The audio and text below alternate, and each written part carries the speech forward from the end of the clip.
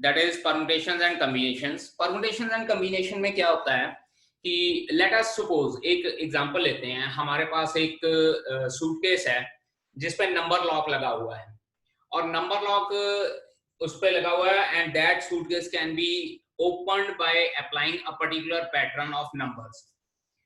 मान लीजिए कि आप लोगों को वो पैटर्न भूल जाता है, अब वो 3 नंबर्स का नंबर लॉक है और आपको पैटर्न भूल गया and you want to open that suitcase.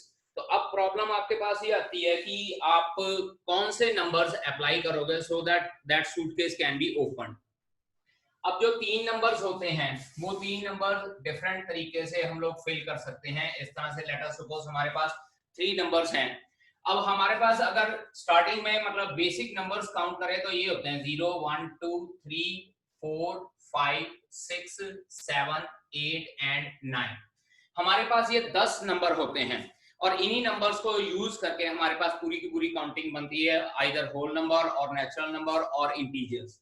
तो इसका मतलब क्या है कि यहाँ पे भी कोई भी नंबर फेल हो सकता है इन 10 में से, यहाँ पे भी इन 10 में से कोई भी नंबर फेल हो सकता है और यहाँ पे भी इन 10 में से कोई भी नंबर फेल हो सकता है।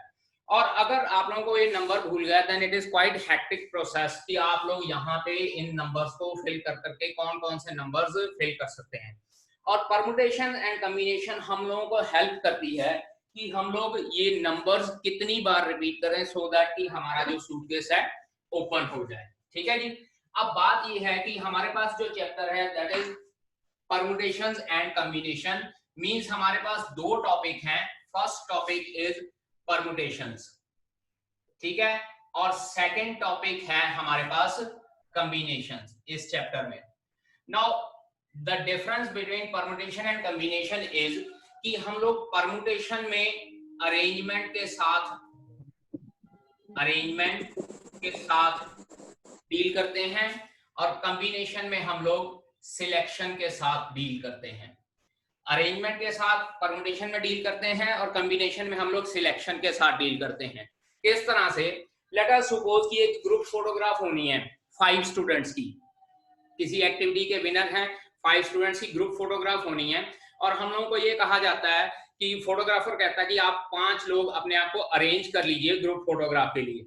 अब ये हमारी मर्जी है कि हम लोग किस तरह से अपने आप को अरेंज करते हैं। So that arrangement is known as permutation. और ये डिफरेंट कितने तरीके हो सकते हैं अपने आप को अरेंज करने के लिए, वो इस परमुटेशन की स्टडी के अंडर आता है। अब दूसरी बात कॉम्बिनेशन की बात है। कॉम्बिनेशन की बात हमारे पास ये आती है कि हम लोगों को ये कहा गया है कि हमारे पास 7 स्टूडेंट्स हैं और एक क्विज कंपटीशन पे स्टूडेंट्स को लेके जाना है और उन 7 स्टूडेंट्स में से हम लोगों ने आइदर 2 या 3 स्टूडेंट्स सिलेक्ट करने हैं। अब देखिए दोनों केसेस डिफरेंट है। यहाँ पे अरेंजमेंट है पांचों के पांचों स्टूडेंट्स की, यहाँ पे हमारे पास है सिलेक्शन और इस क्विज कंपटीशन के लिए हम लोगों ने सिलेक्शन करनी है।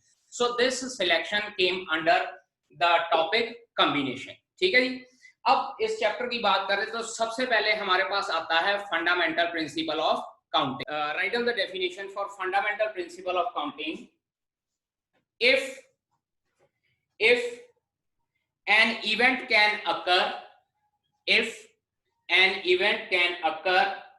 in m different ways, if an event can occur in m different ways, and when this event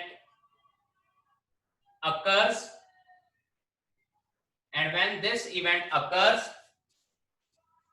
comma, a second event can occur in n different ways। अब की बार मैं n वर्ड यूज कर रहा हूं, n different ways, then the total number of ways of occurrence of 2 events, total number of ways of occurrence of 2 events will be m multiplied by n. M multiplied. Important note regarding fundamental principle of multiplication. If write down, please write down. If there are m different ways, if there are m different ways of first event and n different ways of second event and p different ways of third event, p different ways of third event, then the total number of ways in which the three events can occur is m multiplied by n multiplied by p. m multiplied by n multiplied by p. तो इन generalisation हम लोग ये कह सकते हैं, जरूरी नहीं कि दो ही इवेंट हो हमारे पास, दो के से ज्यादा इवेंट भी हो सकते हैं, तीन इवेंट भी हो सकते हैं, चार इवेंट्स भी हो सकते हैं. तो bye fundamental principle of multiplication हम लोग को ये कहता है कि अगर हमारे पास डिफरेंट इवेंट्स करने के डिफरेंट वेज हैं तो सभी इवेंट्स के नंबर ऑफ डिफरेंट सिचुएशंस को आपस में हम लोगों ने मल्टीप्लिकेशन कर लेनी है, and total number of ways या total number of permutation will become is equals to m multiply by n multiply by p. और जनरलाइजेशन इसके आगे की भी हमारे पास अगर कोई इवेंट आता है और उसको करने के हमारे पास r नंबर ऑफ वेज हैं तो उसको r से मल्टीप्लाई कर लेना. अगर उसको आगे कोई इवेंट है उसको t नंबर ऑफ वेज से किया जा सकता है तो मल्टीप्लाई बाय t किया जा सकता है. तो मींस टू से कि जितने भी इवेंट हमारे पास आते जाते हैं हम लोग उनको फर्दर आपस में मल्टीप्लाई करते रहते हैं. So this was fundamental principle of multiplication. अब फंडामेंटल प्रिंसिपल ऑफ काउंटिंग में एक दूसरी चीज भी आती है हमारे पास, एडिशन. अब एडिशन हम लोग कहाँ पे लगाते हैं? वैसे तो ये बहुत रेयर यूज होती है, ज्यादातर हम लोग fundamental principle of multiplication he use करते हैं. फंडामेंटल प्रिंसिपल ऑफ एडिशन वहां यूज होती है जब हमारे पास सिचुएशन में आइदर और की ऑप्शन होती है. आइदर और की ऑप्शन मतलब क्या है कि क्वेश्चन की स्टेटमेंट को पढ़कर हम लोगों को लगे कि इसमें दो सिचुएशन दी हुई हैं या दो से ज्यादा सिचुएशन दी हुई हैं और हर एक सिचुएशन के लिए हम लोगों को कहा जा सकता है कि आइदर दिस सिचुएशन हैपेंस और दिस सिचुएशन हैपेंस और थर्ड सिचुएशन हैपेंस. तो अगर हमारे पास सिचुएशन में आइदर और की ऑप्शन होती है तो वहां पे हम लोग फंडामेंटल प्रिंसिपल ऑफ एडिशन भी लगाते हैं.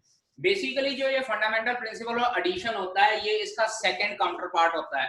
मीन्स सबसे पहले हम लोग फंडामेंटल प्रिंसिपल ऑफ काउंटिंग के अकॉर्डिंगली मल्टीप्लिकेशन लगाते हैं और मल्टीप्लिकेशन के बाद हम लोग fundamental principle of addition use कर सकते हैं. Directly fundamental principle of addition हम लोग यूज नहीं कर सकते हैं. ठीक है जी. Now we will start questions based on this fundamental principle of multiplication from exercise 7.1. Exercise 7.1 first question, how many 3 digit numbers can be formed from the digits 1, 2, 3, 4 and 5. अब यहाँ पे हम लोगों को नंबर गिवन है. This is exercise 7.1. First question is कि digits हम लोगों को गिवन है 1, 2, 3, 4 and 5 and we have to prepare a 3 digit number. और इसमें ये है फर्स्ट पार्ट है repetition of digits is allowed and second part है repetition of digits is not allowed. Now, this is ones place for 3 digit number, this is tens place for 3 digit number and this is 100 place for 3 digit number. अब मैं first part की बात करूंगा. I have to prepare a number which is 3 digit number using these 5 digits. और पहला part मुझे ये कहा गया है कि repetition is not allowed. अब मेरी एक बात ध्यान से सुनिएगा, जब हम लोगों के पास ये 5 नंबर हैं तो let us see the ones place can be filled in 5 number of ways. पहली जो प्लेस है उसमें 5 में से मैं कोई भी डिजिट फिल कर सकता हूं.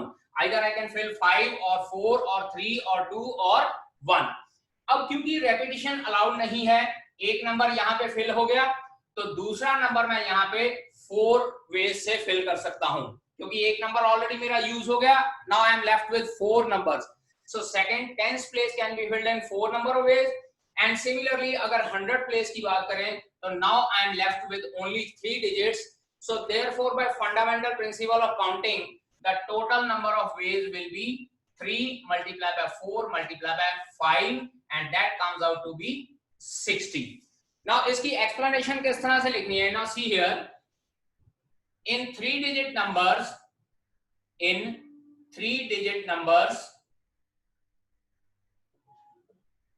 the ones place can be filled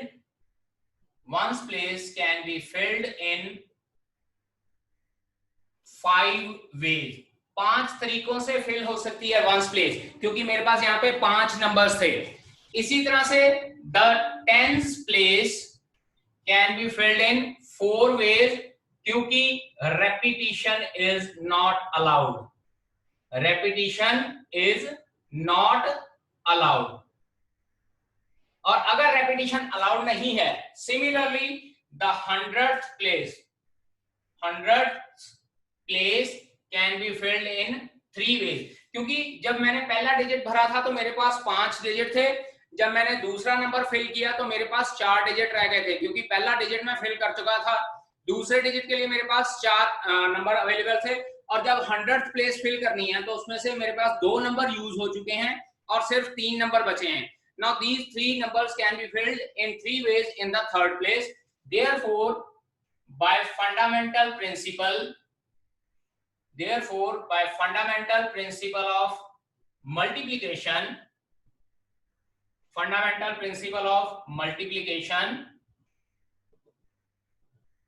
total number of ways will be equals to 5 multiplied by 4 multiplied by 3, and your answer comes out to be 60 in this case. Your answer comes out to be 60 in this. अब अगर हम लोग बात करें कि repetition is allowed, तो ones place can be filled in 5 ways, tens place can be filled in 5 ways. अब की बार यहाँ लिखेंगे repetition is allowed, और उसके बाद 100th place can again be filled in 5 ways, because repetition अब की बार allowed है. और अगर repetition allowed है, therefore by fundamental principle of counting या multiplication, total number of ways will be 5 into 5 into 5, that is 125. Understand? Last question जो हम लोगों ने किया उसमें हम लोगों को 5 डिजिट दिए थे और मैंने वंस प्लेस से फिल करना शुरू किया था. लेकिन अगर हम लोगों को डिजिट नहीं दिए होते हैं तो हम लोगों ने क्या करना है, हम लोगों ने 100th प्लेस से फिल करना शुरू करना है. अब ध्यान दीजिए, अगर repetition is allowed then 100th place can be filled in 100th place can be filled in, बेटा जी ध्यान दीजिए, यहां पे 9 वेज हैं, 9 तरीके. अब ये 9 तरीके क्यों हैं, इसका रीजन ये है कि मेरे पास टोटल नंबर ऑफ डिजिट्स 10 हैं. अब टोटल नंबर ऑफ डिजिट्स 10 हैं, लेकिन इसमें से मेरे पास एक डिजिट 0 भी है, और अगर 0 को मैं 100th प्लेस पे लगा दूंगा then that number will not be a 3 digit number, then that number will be a 2 digit number. So इसीलिए जब हमारे पास डिजिट्स नहीं गिवन होते और अपनी तरफ से हम लोगों को ऑल 10 डिजिट्स कंसीडर करने होते हैं, then we have to start from the 100th place, and the 100th place can be filled in 9 ways. अब बात करते हैं tens place की. tens place can be filled in 10 ways. Why 10 ways? क्योंकि यहाँ पे तो 0 आ सकता है, repetition allowed है, और 10 के 10 number can be used, so tens place can be filled in 10 number of ways, and then ones place can be filled in again 10 number of ways. Therefore, by fundamental principle of counting, total number of ways will be equals to 900. मेरी बात समझ लग रही है? जब हम लोगों ने सारे डिजिट यूज करने हैं तो हम लोग 100th प्लेस से शुरू करेंगे, और वहां पे 0 नहीं फिल किया जा सकता. Therefore, 100th प्लेस को फिल करने के लिए मेरे पास सिर्फ 9 ऑप्शंस हैं. After that 10th place fill करने के लिए मेरे पास 10 ऑप्शंस, और वंस प्लेस फिल करने के लिए फिर से 10 ऑप्शन, क्योंकि रेपिटेशन इज अलाउड. ठीक है जी. अब बात करते हैं अगर repetition is not allowed. Again, अगर रेपिटेशन इज नॉट अलाउड, पहली बात 100th place can be filled in 9 ways, क्योंकि यहां पे 0 नहीं आ सकता है. अब बात देखिए, अगर एक नंबर फिल हो चुका है तो हमारे पास टोटल 10 में से 9 नंबर बचे थे. Therefore 10th place can be filled in 9 ways. And similarly अब मेरे पास 2 नंबर यूज हो चुके हैं, 10 में से 2 नंबर चले गए, बाकी हमारे पास बचते हैं 8. Therefore, remaining जो ones place है that can be filled in 8 number of ways, and hence by fundamental principle of counting, total number of ways will be 9 multiplied by 9 multiplied by 8, and this answer comes out to be 648 because 9 9s are 81, 81 8s are 648 will be your answer. Understand? यहाँ पे मेरे पास 6 number given है और मुझे ये कहा गया कि 3 डिजिट नंबर बनाना है, लेकिन बेटा एक इसके साथ मुझे एक और रेस्ट्रिक्शन भी दे दी गई है कि this number should be an even number. और बेटा अगर ये इवन नंबर है तो ध्यान दीजिए कि वंस प्लेस पे या तो मेरे पास 2 आना चाहिए, या मेरे पास 4 आना चाहिए, या मेरे पास 6 आना चाहिए, तभी इवन नंबर रहेगा। इवन नंबर कौन से होते हैं? जिसका यूनिट प्लेस वाला या वंस प्लेस वाला नंबर इवन होता है। तो इट मींस जो वंस प्लेस है that can be filled in 3 ways. अब यहाँ पे हमको ये कहा गया है कि डिजिट्स कैन बी रिपीटेड। अब डिजिट्स कैन बी रिपीटेड है तो इसका मतलब 10th place can be filled in 6 number of ways and 100th place can be filled in 6 number of ways.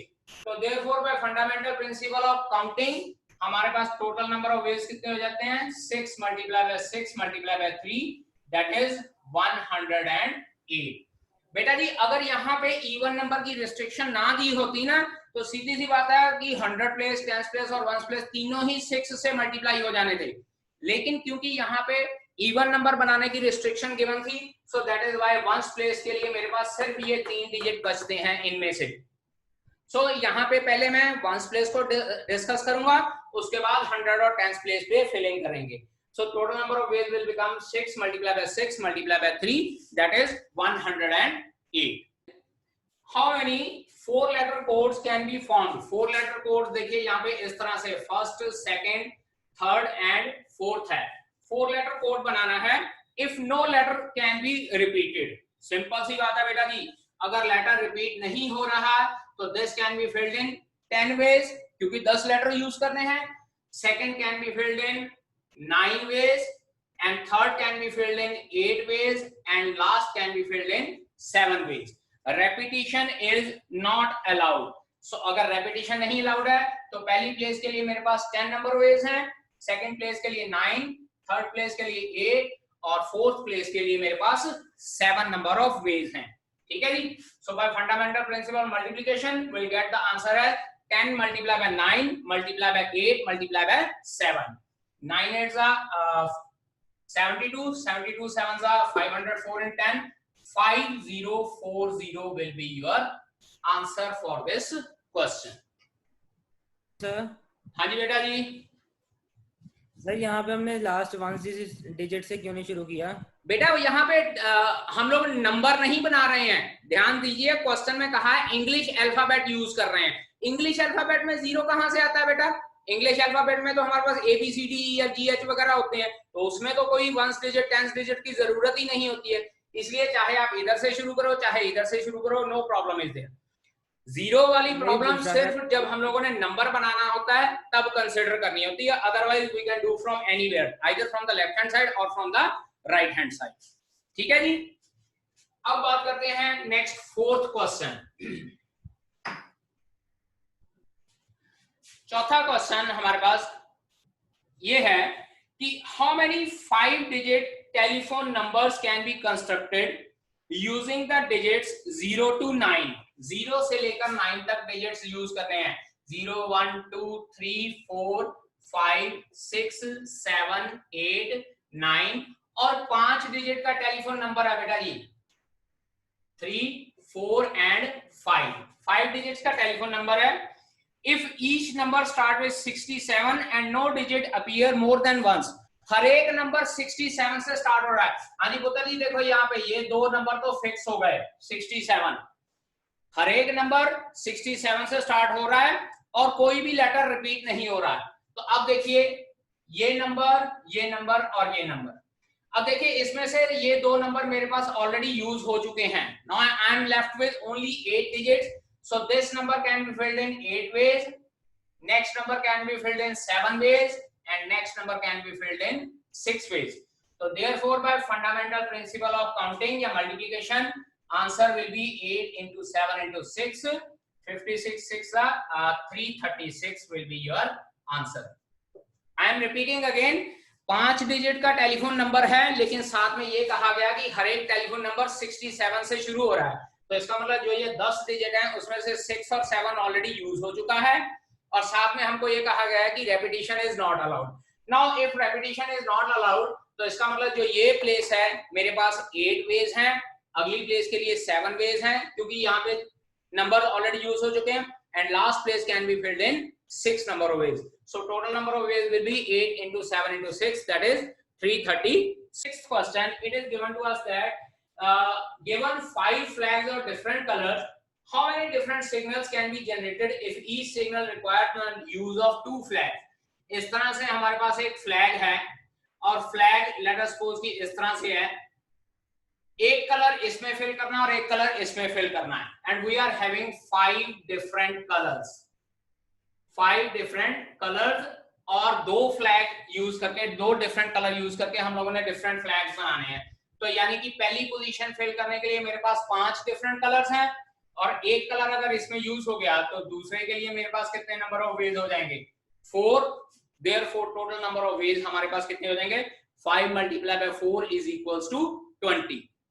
5 multiplied by 4 is equals to 20 will be the different number जिस तरीके से ये हम लोग फिल कर सकते हैं। Understand? Chapter permutation and combination. So now I'll take your leave. I think tomorrow is a holiday, so we'll meet on either on Monday or Tuesday. Okay, beta ji? Thank you, sir.